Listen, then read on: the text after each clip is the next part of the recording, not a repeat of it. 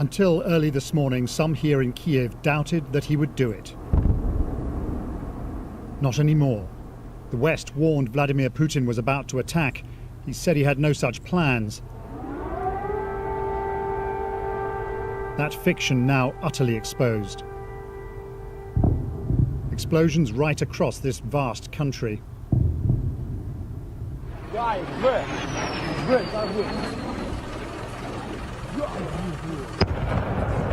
In Ivano-Frankivsk, in the far southwest, a missile struck an airport.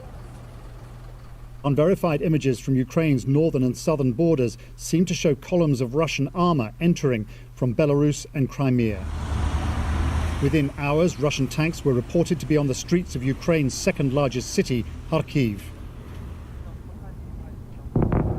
Whatever Russia says, this attack will not be surgical. To the east of Kharkiv, emergency workers battle to control fires in residential buildings hit by rockets. The number of civilian casualties is rising. At Mariupol in the south, another airport on fire. This country's civilian infrastructure is being heavily struck. There are no more flights in or out. A glance at the map shows a country under attack from east to west, north to south. Earlier, a snarling Russian leader said this was all in self-defense and warned Ukrainians to lay down their arms. We will strive for the demilitarization and denazification of Ukraine. Russia cannot feel safe, develop and exist with a constant threat emanating from the territory of modern Ukraine. In Kiev, Ukraine's embattled president, who must now fear for his job, appealed to the world. Putin started a war against Ukraine, against the whole democratic world. He wants to destroy my country. He wants to destroy our country, everything we have been building, what we live for. So far, all the signs are that this attack is working out exactly the way Western leaders have been warning for weeks. The country is being attacked from all directions, and the fear now has to be that some of those Russian troops are heading here to the capital. Some people aren't waiting to find out what happens next. The roads out of Kiev jammed with traffic, most of it heading west. These people don't want to be liberated by Vladimir Putin. After weeks of extraordinary calm, this suddenly looks like panic. Mid-morning and two jets fly over the city. It's not clear whose, but it seems only a matter of time before Russia controls the air and much besides. Paul Adams, BBC News, Kiev. Well, people here in Kyiv woke to the sound of air raid sirens up above as citizens who'd long prayed for peace now had to face war. My colleague Nick Beak has been gauging the thoughts of some of the people here to the extraordinary unfolding events. The invasion, the attack that Russia promised would never happen, has now started. And the Ukrainian government is urging people to stay calm, and it's appealing to the international community to stop President Putin now. We soon find Lana and her mum. Russia forced them from their home in Crimea 8 years ago. Now they're on the move again. It's very, very nervous, and I'm very scared. But I must be strong. After the overnight attacks from the skies, many are taking refuge underground. Well, this feels like one of the safest places in the city today, not just because there are lots of soldiers about, but because the metro is doubling up as a bomb shelter. And overnight families have come down here. They're trying to follow the news of what's happening, and they're trying to work out what they're going to do next. 2-year-old Yegor is still smiling, but his mum and dad are worried. 8 bombs. 8 bombs? 8 bombs. At Borisopol? In Borisopol. The war started.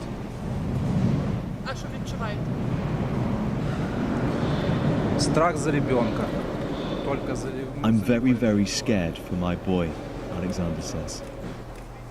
Then both parents ask, where are NATO to help us? When the bombs started falling, sales manager Mark helped his neighbours leave their homes. He tells me he's now ready to fight on the front line and die for his country. It's only one way to serve our country, our children, our mothers, and defend our country from Russian occupation. And we will fight all day. Many are fearful of what will come next. Among them, Alexei. If Russia will occupy defend Kyiv, our which country I don't believe, from Russian occupation, because I believe in our army, and we will fight all day. It will be Many are like, fearful of what will Nazi come occupation. next. It's Among still them, eerily Alexei. quiet here in the If heart of Russia the will capital. occupy It Kyiv, seems many which I have don't followed believe, government advice to because I believe in stay our at home. army, and Lots we of will fight people will have also all day. heard Russia's Many claim are that it fearful carried of what out will come targeted next. strikes. It's Among still them, in the Alexei. Ukrainian military. I've got to tell you, people It here are seems saying many have followed government advice to stay at home. Lots of people there will have also heard Russia's Many claim are that it fearful carried of out what will come targeted next. strikes. Among It's still them, in the Alexei. Ukrainian military. I've got to tell you, people here are saying have followed government advice to stay at home. Lots of people there will have also heard Russia's Many claim are that it fearful carried of out what will come targeted next. strikes. His country had been left no Still choice in the but to Ukrainian defend military. itself I've got to tell you, against people here are increasing saying threats from modern Ukraine, and that Moscow would try to what he called denazify this country. From Moscow, Steve Rosenberg. From the President of Russia, a fateful decision.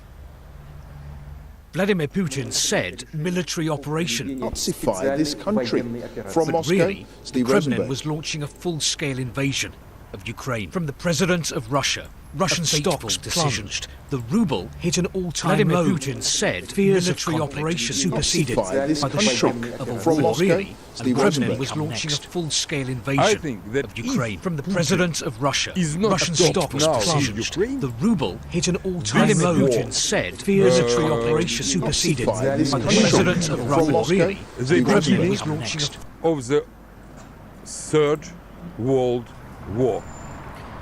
Vladimir Putin comes across now as a leader with an almost messianic idea to force Ukraine back into Moscow's orbit, even if that means war. What the public might think about that doesn't come into it. He seems determined to achieve his goal. In the centre of Moscow, we're against the war, she says, and we want the whole world to know that. But so far, few Russians have come out to protest. Maybe this is why. In Russia now, protests end like this. I'm sorry, so shocked. I just can't help crying. I think that most of Russians don't support this. It's horrible. And why don't they support it? Because it's not our war, it's war Putin, Biden or anyone else, but not our nation. I think the Ukrainian soldiers will surrender, she says, and they should. It's terrible to be at war with Ukraine.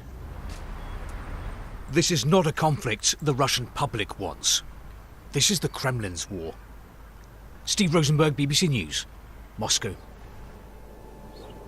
Let's talk to our Eastern Europe correspondent Sarah Rainsford, who's in eastern Ukraine. Sarah, the front line in Russia's quarrel over the last 8 years with Ukraine has been where you are in the east. What's the picture looking like now?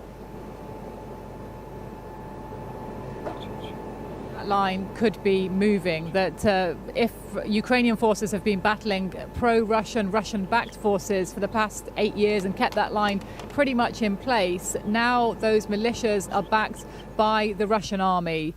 We know that they've rolled into some areas of the Donbass, and we know that there is some heavy fighting going on along the contact line, as it's known, to the south of where I am now. We know there have been civilians killed today in one area, and that there's, as I say, heavy fighting in several places. So people here back a little way from the front line are worried about what that means. We know there have been civilians killed today in one area. They're worried about the fighting coming to their doorstep. Heavy fighting for the moment. Life is kind of going on as normal. There are children out front line. They're worried about what that means. We know there are civilians killed today in one area. They're worried about the fighting coming to their doorstep. Heavy fighting. For the moment, life is kind of going on as normal. Coming because people have seen what happens when this area is taken over by the Russian-backed militias before. Now it's the Russian army who's there too, and they're worried about what exactly that means for their lives going forward.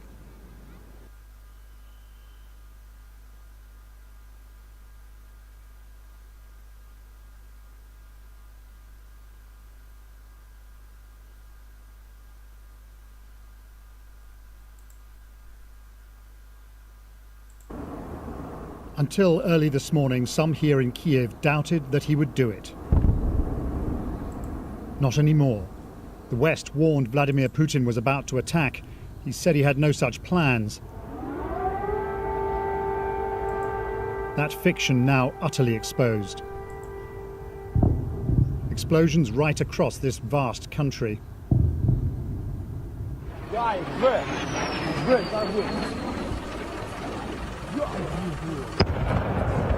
In Ivano-Frankivsk, in the far southwest, a missile struck an airport. Unverified images from Ukraine's northern and southern borders seem to show columns of Russian armour entering from Belarus and Crimea. Within hours, Russian tanks were reported to be on the streets of Ukraine's second largest city, Kharkiv. Whatever Russia says, this attack will not be surgical. To the east of Kharkiv, emergency workers battle to control fires in residential buildings hit by rockets. The number of civilian casualties is rising. At Mariupol in the south, another airport on fire. This country's civilian infrastructure is being heavily struck. There are no more flights in or out. A glance at the map shows a country under attack from east to west, north to south. Earlier, a snarling